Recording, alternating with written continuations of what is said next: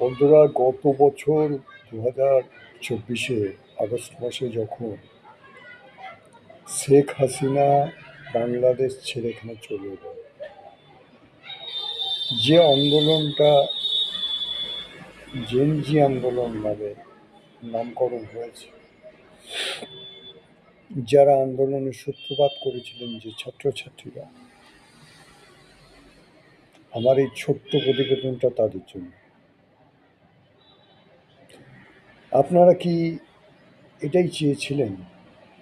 এখন যে পরিস্থিতিতে বাংলাদেশ আছে, একবার বুকে হাত রেখে নিজেদের আত্মাকে প্রশ্ন করবেন তো, যে আপনারা নিজের পায়ে নিজেই কুড়ুল মেরেছেন কিনা? কাকে নিয়ে এসেছেন আপনাদের দেখভালের জন্য? ইন্টারিম গভর্নমেন্টের যে প্রধান এবং তার যে সাঙ্গপাঙ্গগুলো, একবার ভেবে দেখুন তো, বাংলাদেশ এখন কোথায় দাঁড়িয়ে আছে। বাংলাদেশের আভ্যন্তরীণ কোনো নিরাপত্তা নেই, চারিদিকে আগুন জ্বলছে, জেলায় জেলায় গন্ডগোল চলছে, ইন্টারিম গভর্নমেন্ট টোটালি ফেল্ড। আরে ফেলটা তো হওয়ারই ছিল, কেননা তাদের তো উদ্দেশ্য ছিল না বাংলাদেশকে সুষ্ঠু গণতান্ত্রিক একটা সমাজ ব্যবস্থার মধ্যে একটা ভালো জীবন দেওয়া। আপনারা যে আন্দোলনটা করে শেখ হাসিনাকে আপনারা তাড়িয়েছেন,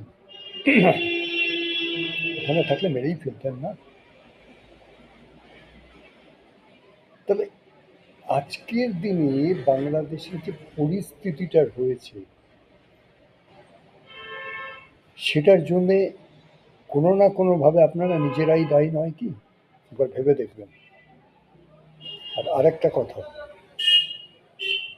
ভারতবর্ষ এমন একটা দেশ যারা কোনোদিন কারোর কোনো ক্ষতি করেনি, কোনো দিন কারুর টেরিটরি দখল করেনি। আর আপনারা সেই ভারতবর্ষের সাথে শত্রুতা করতে গিয়ে কার সাথে হাত মিলিয়েছেন একবার ভেবে দেখবেন আপনারা। আমার সাথে যদি আপনারা একমত হন, যদি এই ভিডিওটা আপনাদের সামনে অবধি পৌঁছয়, একবার কমেন্টস করে জানাবেন যে আপনারা কি মারাত্মক ভুল করেছেন। একবার চিন্তা করুন। সবার জন্য বলছি না, যারা ওই নীল আন্দোলনে প্রকৃত মন থেকে আন্দোলন করেছিল তাদের জন্য বললাম, ভেবে দেখবেন।